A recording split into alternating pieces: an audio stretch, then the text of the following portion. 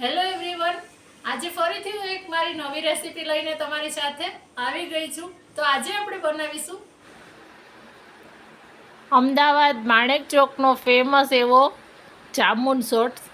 જે કોઈક જ એવું હશે કે જેને નહીં ભાવતો હોય. અત્યારે જાંબુની સિઝન ભરપૂર પ્રમાણમાં આવી ગઈ છે, તો એનો આપણે રોજ બનાવીને ઉપયોગ કરી શકીએ.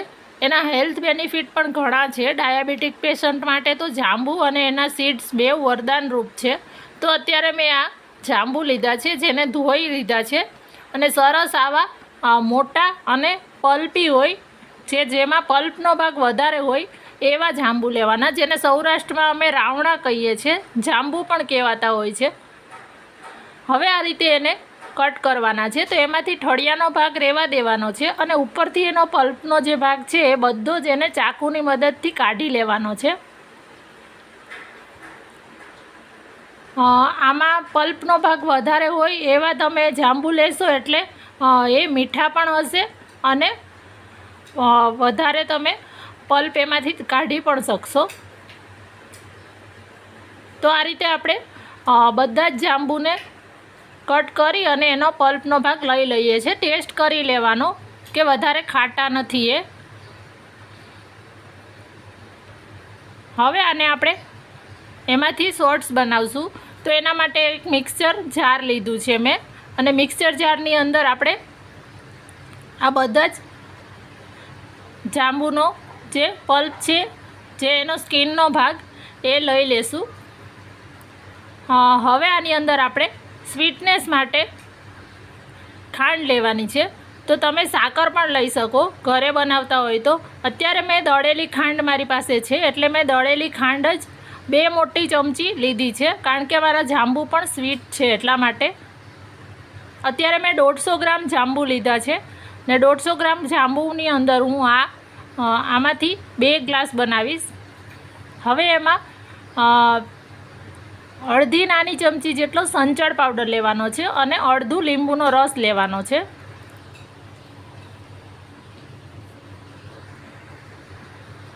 ઘરે બહુ જ ઇઝીલી બની જાય છે, જરાય વાર નથી લાગતી. તમે એકવાર જોઈ લેશો ને પછી રોજ જે બનાવીને પીશો, એટલું સરસ લાગે છે. હવે અમે એને ચિલ્ડ કરવા માટે બરફના ટુકડા લીધા છે. જો તમારી પાસે સમય હોય અને તમે જાંબુના કટ કરી અને પહેલાં પલ્પને ફ્રીઝરમાં મૂકી દીધો હોય તો તમે એમ પણ કરી શકો છો. તો અત્યારે બરફનો ઉપયોગ ઓછો કરવાનો. હવે એને ક્રશ કરી લીધું છે. તમે જોઈ શકો છો એનો કલર કેટલો સરસ આવ્યો છે. મને જાંબુનો કલર જ બહુ જ ગમે છે એના પલ્પનો.